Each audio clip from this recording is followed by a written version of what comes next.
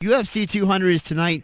The original main event, once they finalized the card, was going to be Jon Jones and Daniel Cormier, the much-anticipated rematch. And then the USADA comes down and says Jon Jones potentially tested positive, right? The bomb coming down. And then Jon Jones comes out with the usual dog and pony show, crying, telling us how sorry he is.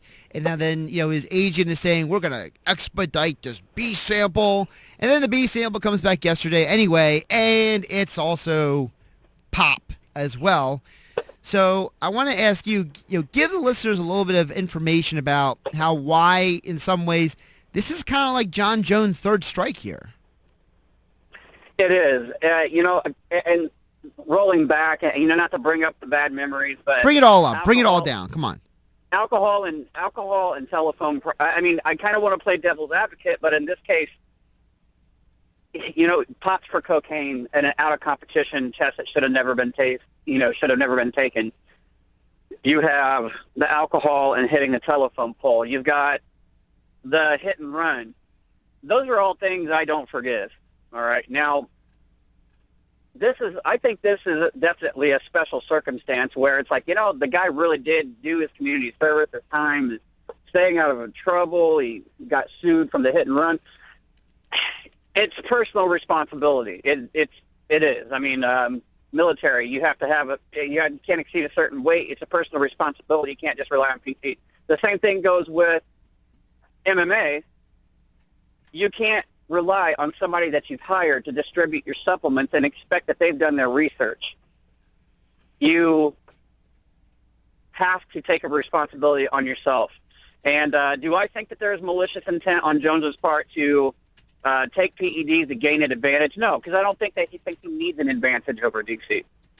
I think that this was blatant irresponsible, or I think it was not so much blatant, but I think it was an irresponsibility on his part, where somebody's been distributing his supplements and he got popped, and now he's got to face the music on this. He can't just turn and blame this person publicly, because behind the curtains, it's your responsibility.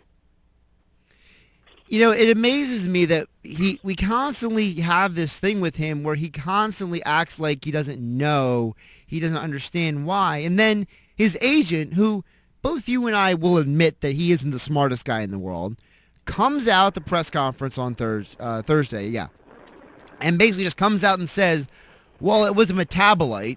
And then Jones says, I don't even know how to pronounce the thing.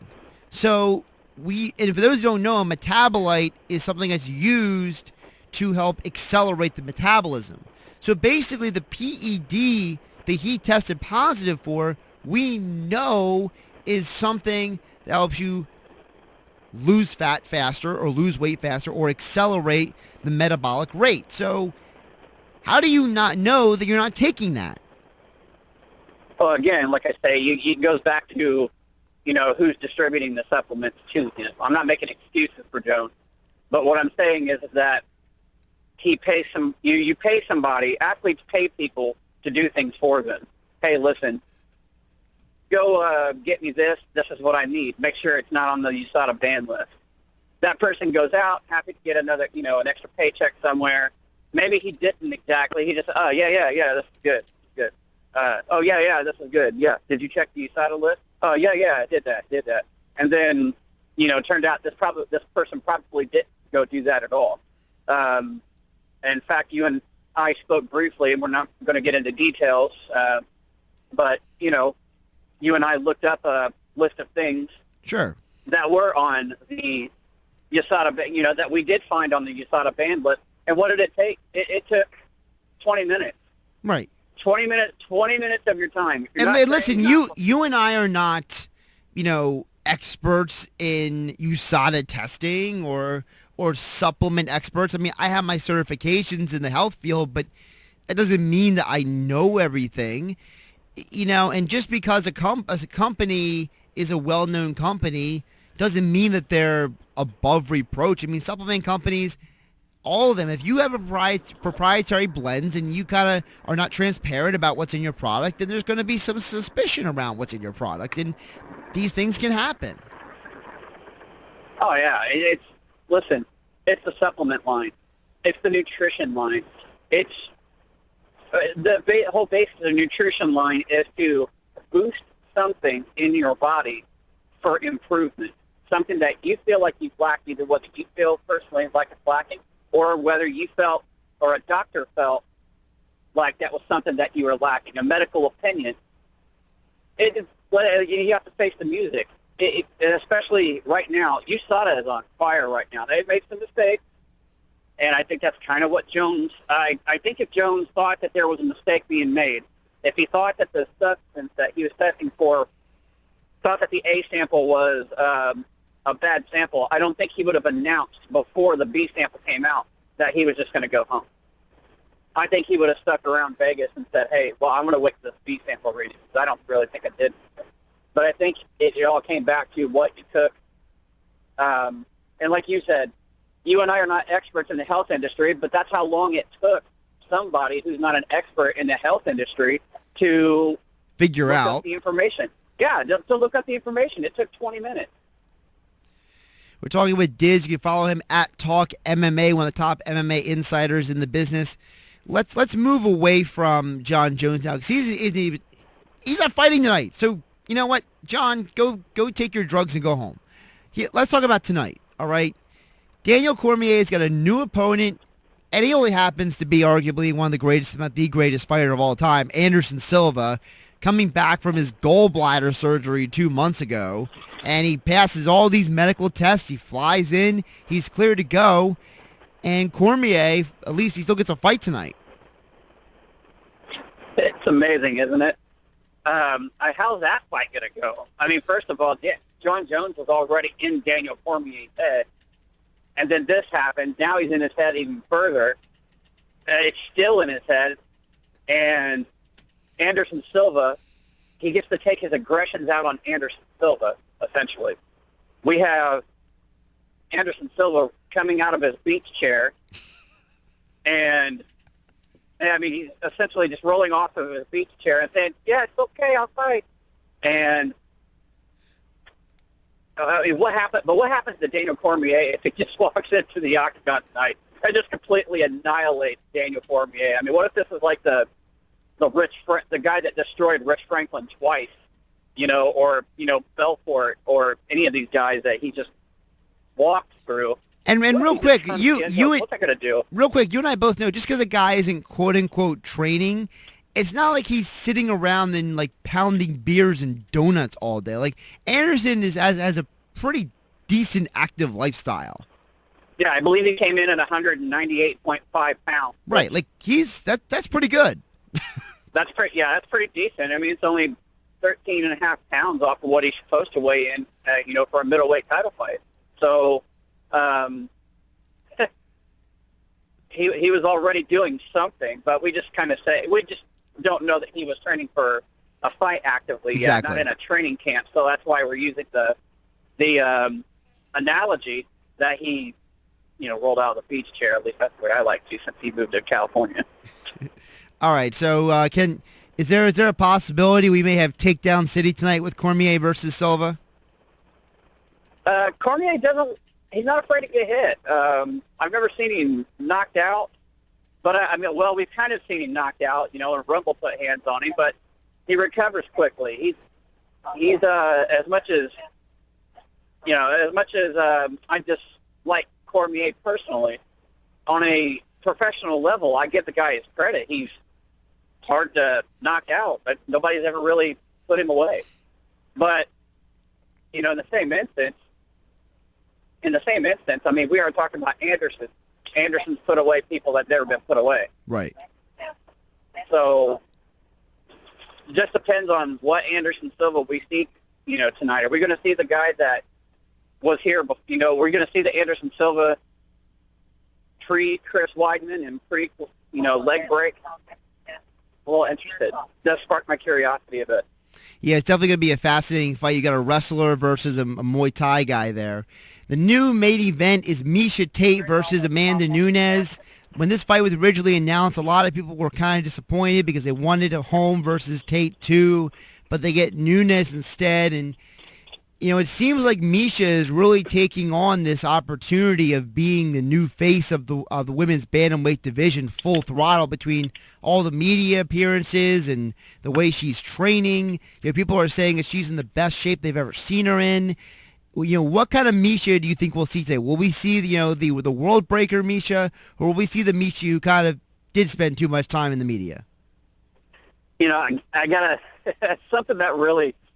This fight between Misha and Amanda has really, it's not hyped as much as I'd like to see it hyped, just because there is no better fight than two chicks that just can't stand each other. Two chicks that just do not like each other whatsoever. This is going to be a great fight. And we saw it last night, right? Oh, they in each other's face.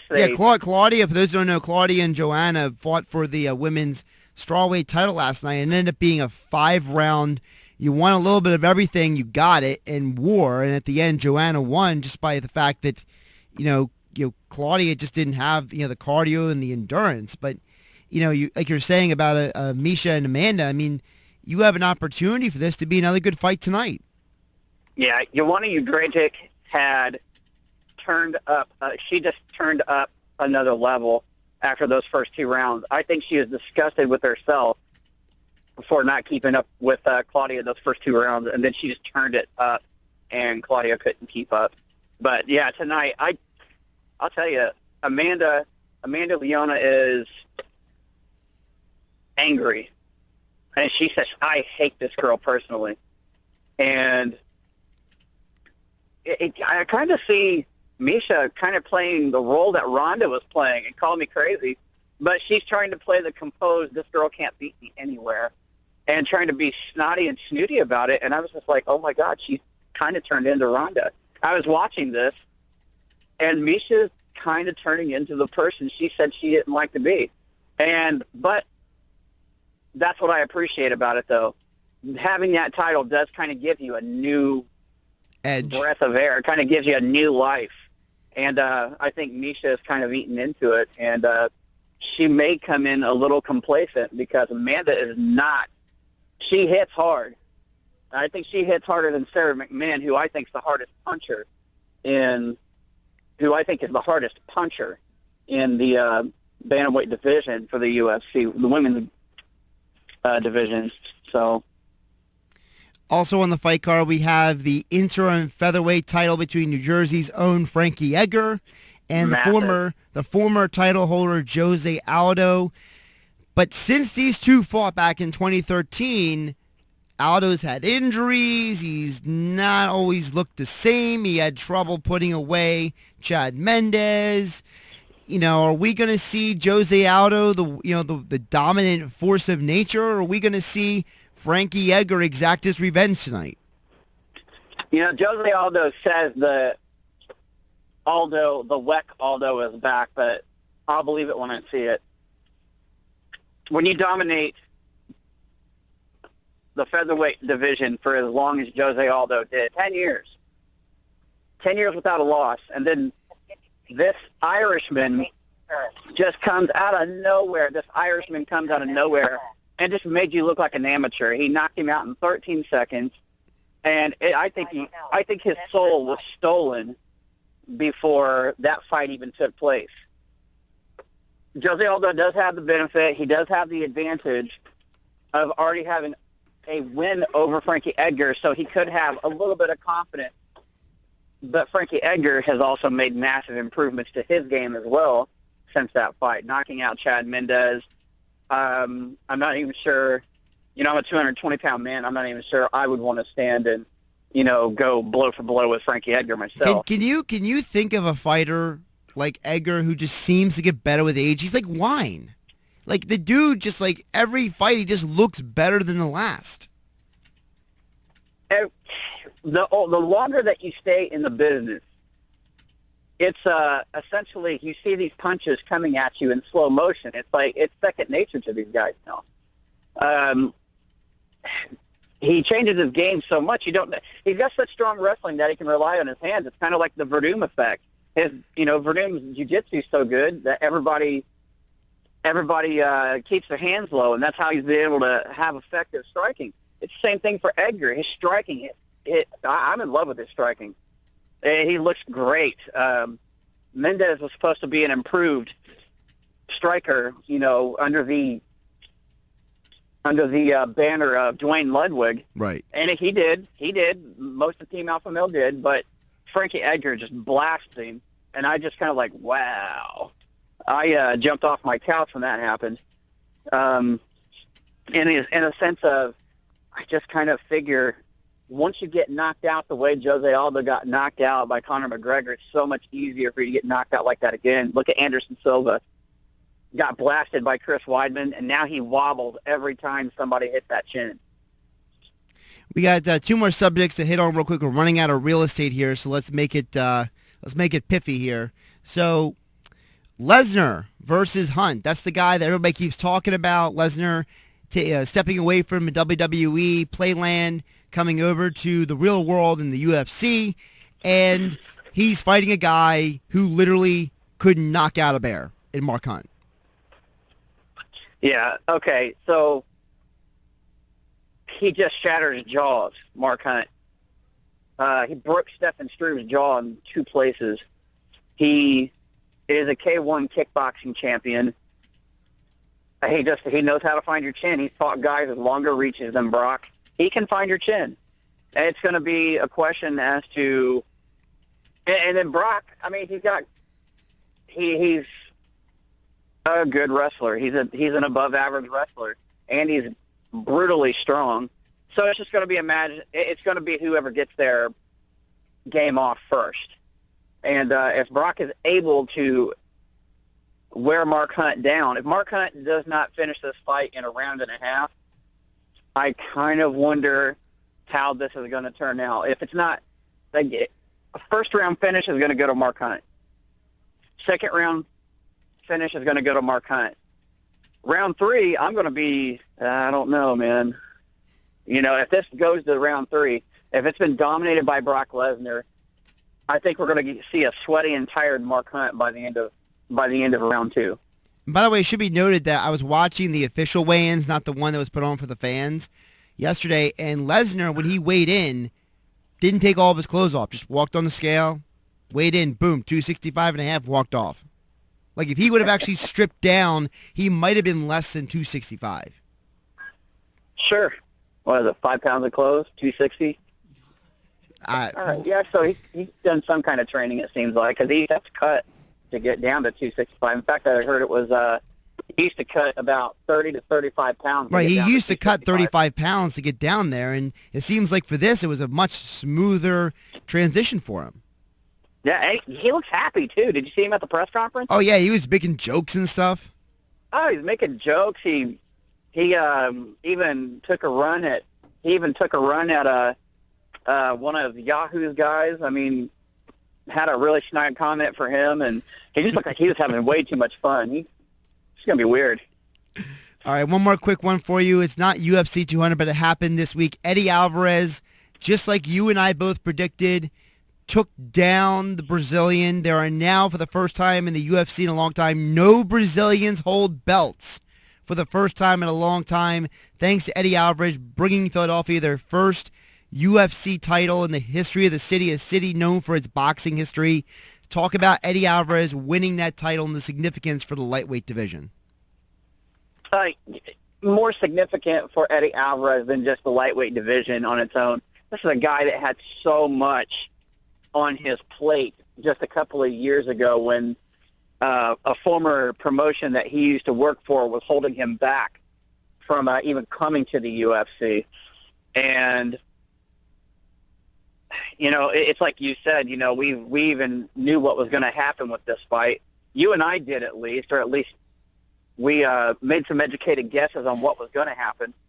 That boxing, man, that pure boxing that he's got going on just was a little bit too much, man. You see RDA and how he reacted, and he got desperate. He got wobbly legs. His legs went jello, and he got desperate and went for a takedown.